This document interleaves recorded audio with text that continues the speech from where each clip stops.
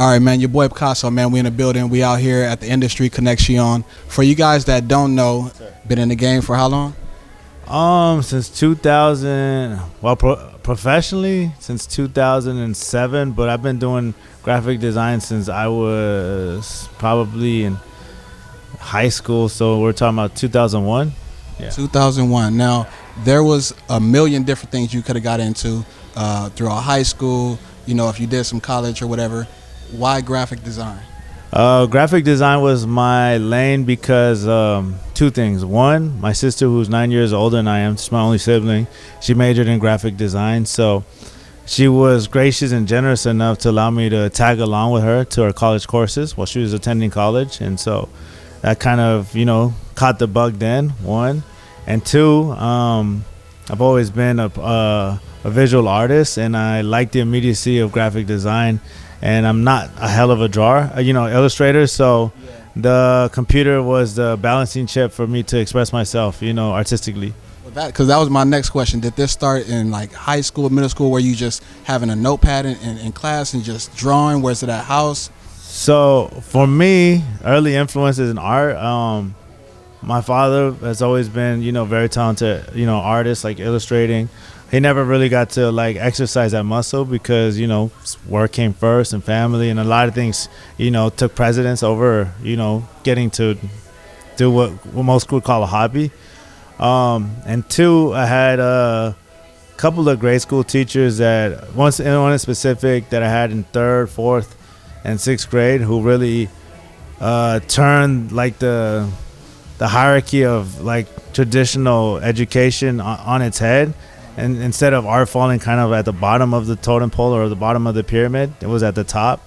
So things like that, are very critical building blocks and very influential in, the decision, what you consider important and what you consider as viable lanes as something that you can pursue. And so I think those two factors alone, help shape a lot of my decisions and the things that I want to do creatively. Awesome. So, and for the people that may not know, because a lot of our viewers, some of our viewers are a little bit younger, some are a little bit older, some aren't familiar with even graphic design overall. Can you tell them your most interesting, what piece of artwork are you most well known for as far as logos and graphic design is concerned? Because they may not know. I'm very aware. Sure. Well, I think most people would easily more than likely, the most visible, the most iconic stuff that I've had the privilege of working on is with my brother Nipsey. And that was anything, marathon from 2000, actually even prior to 2010. We worked on Bullets Ain't Got No Name Volume 3. That was the first time we got to work, collaborate together on the photography and branding and packaging of the music. And then in 2010 was when we really kickstarted our collaborative relationship and brotherhood.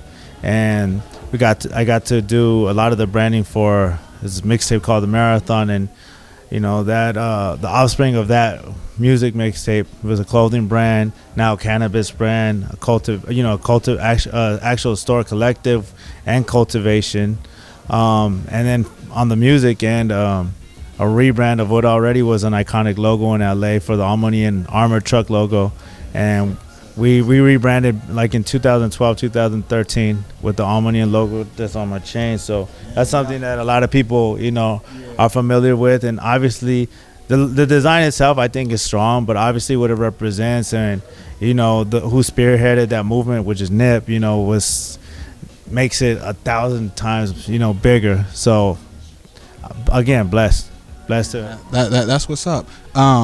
Now, one of my favorites, of course, the Nipsey logo, and definitely the Finesse 2 Times. Can you talk to us a little bit about that one? How did that come about, the opportunity in itself? Yeah, so the Finesse 2 Times logo came about through one of my friends, Carla, who works at Atlantic Records. She worked with us, or she worked and works with us for anything Nipsey related.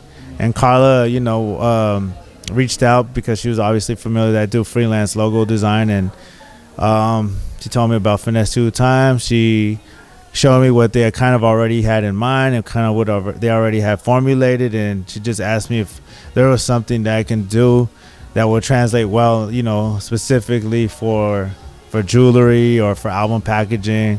And so I looked at the name, and I looked at how long, how many characters it had, and just figured that it would probably sit best like with text arch over a number 2 in the middle, and then at the bottom. So, I mean, sometimes you get things that click automatically, and you already see it visually when someone's explaining it to you, and other times there are pretty big challenges, because as a graphic artist, you have to kind of like, it's kind of like writing music, like you have to create from the intangible. I always joke around and say, like, if there was like some type of like alien invasion, apocalypse, or something the end of the world type of deal happening, I would go to 2 people. I would go to 1, the scientist, and 2, the graphic artist. Because you, as a graphic artist, you're tasked with, like, sometimes people, clients will have very specific visions as to what they want. They're like, here's my sketch, and this is how I want it, and I need you to execute it, and what you do. And then other times people will just be like, I just want it to pop. And what does that mean, Or I just want it to look dope. And that's like very interpretive, because what I might like, you might not like. So now, a real question. When you first started and you started doing graphic design for people, when you send them an idea, would it be more than one idea so they have something to pick from? Or was it, let me send you over what I got, and then you get a yes or a no back, and then you start a new project at that point? Yeah, no, so it varies, Some clients have, once again, some clients have been like shuffling through ideas for the last 3-4 years, and this is their baby. And they come with very specific sketches, like, this is what I want. And really for you, it's like interpreting that, graphically, but sometimes one-to-one interpretations. Other times, some people have no idea.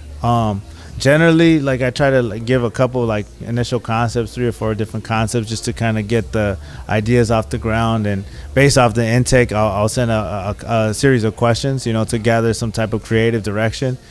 And then from there, they just they give me. I try to come up with something from what they provide. Absolutely. And one of my last questions. The least amount of time that you spent on a graphic design, and the max amount of time that you spent on a graphic design. Do you have any idea ballpark where those might be? I mean, man, the least, ironically enough, is probably the most popular, which is the Almanian logo. I only say least because I don't think I put too much pen to paper to too many concepts on that one. That was more of like a reflective one, trying to figure out what it was. I know Nip told me, he's like, I want something around $, but I considered a lot of our contemporaries and a lot of the OGs that have had $signs in their logos, and especially in hip hop. And I didn't want to do anything that would look like we were borrowing from anybody, so I wanted to do something original. So I didn't really put pen to paper because I was really debating on or contemplating on what that would be, what would look the best. And when I finally came across the idea in my head, when I was watching E-Television, and I see the E-Television logo and it being a exclamation point with the E inside of the top part of the exclamation point as negative space, that kind of inspires, the Almanian logo. And my first execution of it was, a solid like $, like a really robust symmetrical $, and then I carved the initials into the top and bottom of the $, and I broke it up and sent it to Nip. And then it was pretty much good to go, except he recommended, he's like, let's put a stroke around it, like a circle. And so we did that, and then that was it. So that, I mean, in essence, was the shortest, right? That's noteworthy. And then longest, I mean, I design for virtually everybody, like, I'm not like particular or exclusive. I'm very accessible. And so there may be people that might be very indecisive. So that bucket of people, or the longest, I mean, it could be months. I don't know. It's only because it's a lot of back and forth, but I'm relatively patient, and I'm of the mindset of fair exchange, no robbery, so I try to, I know that a lot of times, even in those ones that most designers get frustrated, and they'll be like, they'll stop answering the phone, stop answering texts, stop doing this, like. Trust me, I know. I'm on that side of the fence too. Yeah. So I know for me, it's like the just consistency and delivering for every level of customer, and it's important because at the end of the day, they always lead to other, you know, potential clients that you may not have access to. Off top. So last thing I want to say, you have at least, it's well over 100 logos, different logo designs I've seen on your page. Can you tell the people where they can find you at, where they can tap in with you, follow up with you, get with your program, man? You know what I'm talking about? Sure, I'm really easy to reach. I mean, email is one. It's accessible through my Instagram, but the majority of my business, you know, that I do freelance is through Instagram. So it's at my name, at JorgePeniche.com, or at Jorge Peniche. So at JorgePeniche, and I'm easy to reach. I answer everything. That's what's up, man. As you should. It's your boy Paige Picasso, man. We tapped in with my guy, man. We out here at the Industry Connection. You know what it is. Big work, Picasso. Ooh, on myself, I'm doing big work.